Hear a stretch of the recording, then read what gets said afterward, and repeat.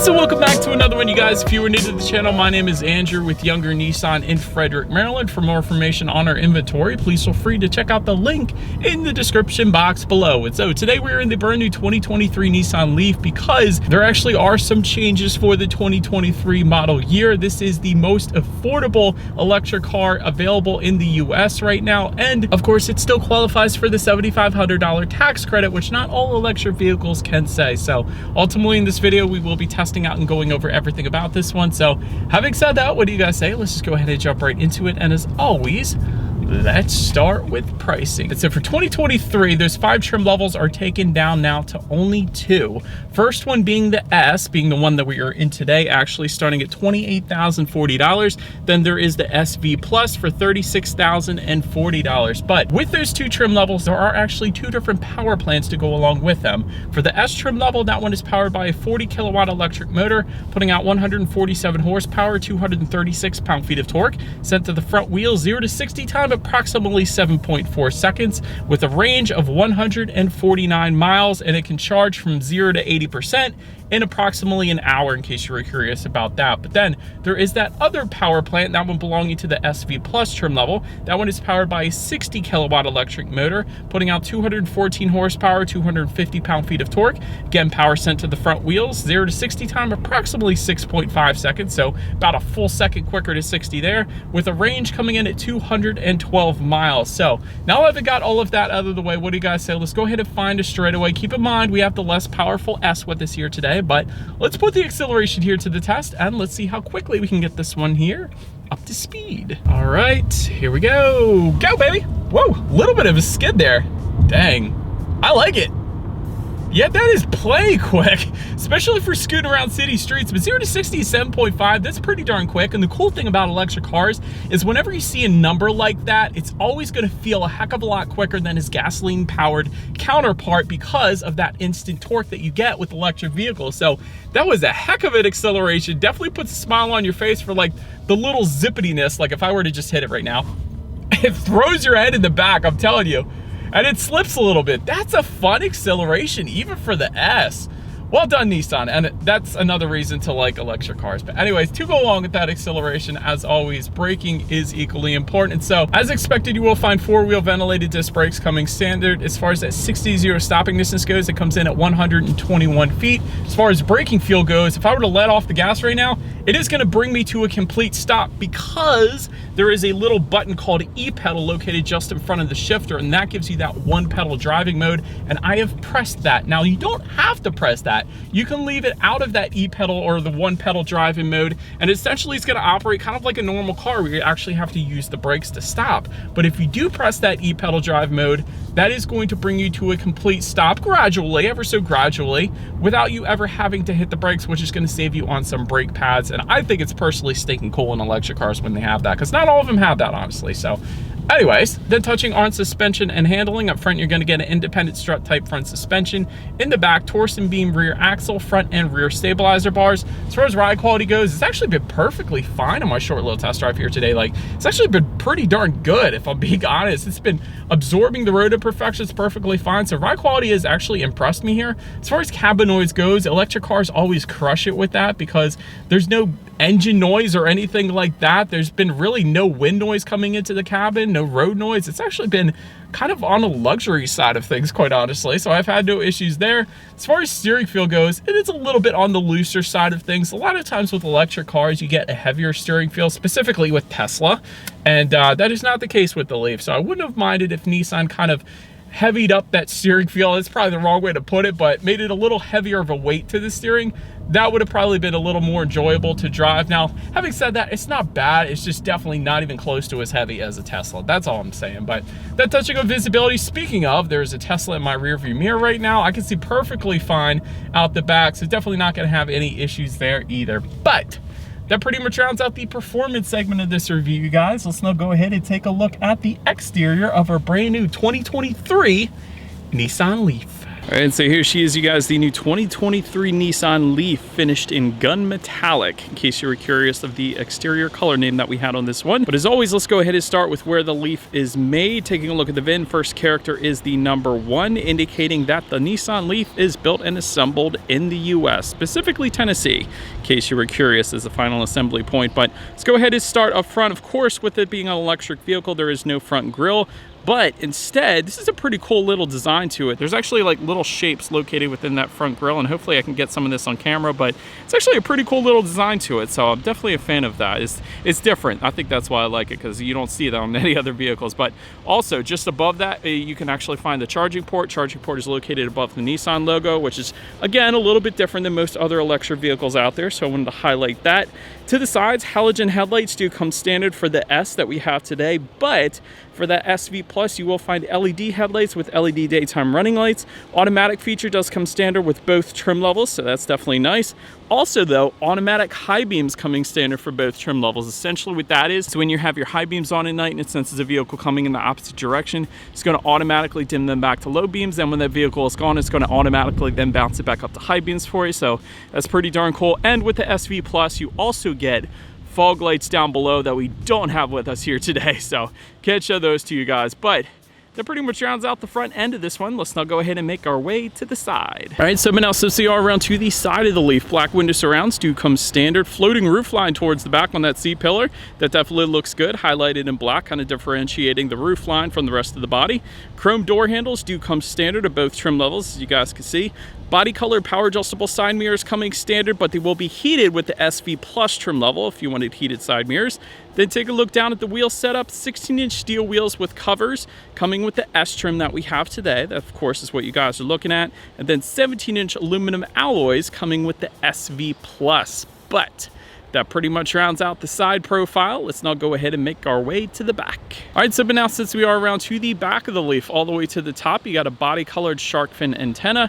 Just below that, rear spoiler with an integrated brake light. Just below that, rear window wiper as well.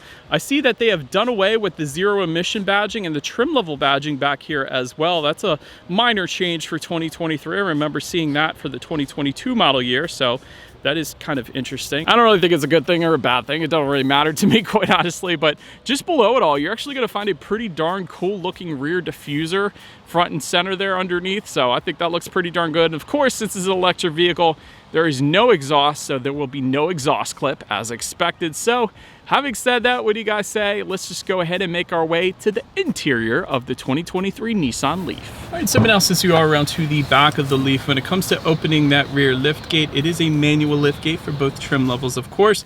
Once opened up, cargo capacity comes in at 23.6 cubic feet. If that was not enough space, there is a 60-40 split, meaning the rear seats do fold down, bumping that up to an even 30 cubic feet then. There is some cargo lighting back there. A cargo cover is going to be optional, and of course there is a hook for hanging those charging cables, which actually of course you get with the Leaf, and you can just hang them up back there, so that's pretty cool. But anyways, then making our way up to the rear legroom, 33.5 inches. So for reference, I'm an even 6 feet tall. This is how much space I have back there. There is no rear center armrest, but there is cup holders kind of to make up for it, and that's found kind of on the floor separating the two rear passengers there, and there's a little bit of rubberized storage just in front of that, so that is pretty cool. No rear ventilation as well, but there is dual rear USB charging ports, so if you have rear passengers or rear passenger kids, they can stay charged up on their tablets or cell phones, so that is pretty cool as well. So then making our way up to the front seats, manually adjustable cloth seating coming with the S. However, you do get an 8-way power driver's seat with 2-way power lumbar for the SV, and then heated front seats for the SV trim level as well. But to my surprise, honestly, these S trim level seats, the manually adjustable seats, they were perfectly comfortable for me personally, so definitely didn't have any issues there. Then taking a look at the steering wheel, it is tilt and telescoping. It will be leather wrapped for the SV, heated as well for the SV trim level, and I like the flat bottomness to it. I think that's a pretty cool little design element. So for our S trim level, of course, it will be wrapped in urethane. But then making our way to the startup, let me start by showing you guys the key here. Essentially, all of your buttons are located on one side of the key. Got your Nissan logo to the top, lock, unlock, and that button to unlock the charging ports up front there as well. But it is all keyless entry with a push button start. So all I'm going to do here is simply put my foot on the brake and press that whitish engine start button located kind of just in front of the shifter and buttons there. So once started up, there is kind of a 7-inch digital cluster found on the left, speedometer then found on your right. And of course you can adjust what is on that digital gauge cluster by using the steering wheel mounted controls found on the left side of the steering wheel there, giving you things like how many miles you have left until you run out of range. Also gives you an outside temperature, 64 degrees today. That is not too bad. Battery temperature, got kind of an eco power driving statistic up there as well, along with the time of the day. So pretty much everything you could possibly want on the digital portion of the gauges there. Then making our way to overall interior quality, there is an overhead sunglass holder that does come standard. Automatic climate control also coming standard, meaning you can simply just set a temperature and the vehicle will automatically then hit that for you. Auto dimming rear view mirror coming with the SV trim level only. And actually, I wanted to elaborate on the shifter a little bit here because it's definitely different than most shifters that you traditionally will find in other vehicles. But I like the blue accent to it. But to shift it into drive, you slide it to the left and down. To shift it into reverse, you slide it to the left and up. Neutral's directly to the left, and then P is going to be park. So you just press in on the silver part of the shifter there. So in case anybody was curious about that, I do like the blue contrast stitching also found in this thing on the doors as well as the seats themselves. So that's a pretty cool look. But just the front of the shifter, you got your e-pedal button, you got your eco driving mode, and a little bit of rubberized storage. You got dual phone charging ports, a 12-volt power outlet. Behind the shifter, you have a couple cup holders, a little bit of storage. And within the center armrest, just a teeny little bit of space or a little bit of storage that you can have in there as well. So overall, it's very practical. There are some hard plastics, but overall, it's pretty much as expected, and honestly, for the price point, it's not all that bad. But then taking a look at the infotainment screen here, an 8-inch color touchscreen display will come standard. Bluetooth and audio streaming coming with that. Android Auto, Apple CarPlay. We'll get factory navigation system if you go with the SV trim level. And of course, you can check out your radio information up there as well. So when it comes to the sound systems, there are 2 of them, dependent upon the trim level, of course. We'll get 4 speakers for the S that we have today, and then a 6-speaker sound system for the SV. So having said that, what do you guys say? Let's go ahead and turn on the radio, see what we got playing this morning, and let's test out the clarity of this one. What you heard about me? What a bitch can't get a dollar out of me? Okay. All right, so the bass was okay. Clarity is, as you would expect, a 4-speaker sound system to sound like. So honestly, it's not the very best. Like I said, the bass was okay, but this is more of a podcast type of sound system, if I'm being honest. But anyways, last thing I want to mention to you guys on that infotainment screen, of course, is when you do put the Leaf in reverse, you will find a rear view camera coming standard across the board. You will get that kind of chime sound since this is an electric vehicle. So people walking behind you know that you're actually backing up, so you don't end up hitting them. And you actually get a 360-degree monitor as well on the SV trim level, in case you wanted that bird's eye view. But as always, that is going to lead us into safety. So to start, front side curtain airbags do come standard, driver and passenger knee airbags as well. In the back, you're going to have latch, aka lower anchors and tethers for children for the rear car seats, rear child door locks, tire pressure monitoring system, but also coming standard, forward collision warning, automatic emergency braking with pedestrian detection, intelligent lane intervention, blind spot monitoring system with rear cross traffic alert, rear automatic braking, and intelligent trace control as well. So overall, when it comes to my final thoughts, I'm gonna put it this way. This is the least expensive electric car available in the US today. If you take that S trim level and you apply the $7,500 tax credit, which like I said, is still available at the time of me making this video, that puts you at a price of $20,540. So many people are saying right now that electric cars for the most part are unaffordable. That doesn't apply to this one because $20,540, that's the same price as a Civic or a Corolla or a Sentra. That is an affordable electric car, so just keep that in mind. Also, very nice acceleration of this thing, and you typically will find that with all electric vehicles out there. Love the one-pedal drive. That doesn't always come standard on all electric vehicles out there. Sometimes you do have to hit the brakes, but with one-pedal drive, it's going to save you a ton of money on not having to hit the brakes, with having to change out brake pads or resurfacing rotors or changing out the rotors, or that's going to save you some money there. So I like that too. And so, but that is about it for this one, you guys. Thank you so much for watching. Feel free to follow Younger Nissan on social media at the bottom of the screen there. Be sure to hit the subscribe and the bell notification button if you're into new car reviews and all of our fun YouTube shorts that we put on our channel as well. Do appreciate you guys watching more than you know. We will see you guys all in the next video. Bye.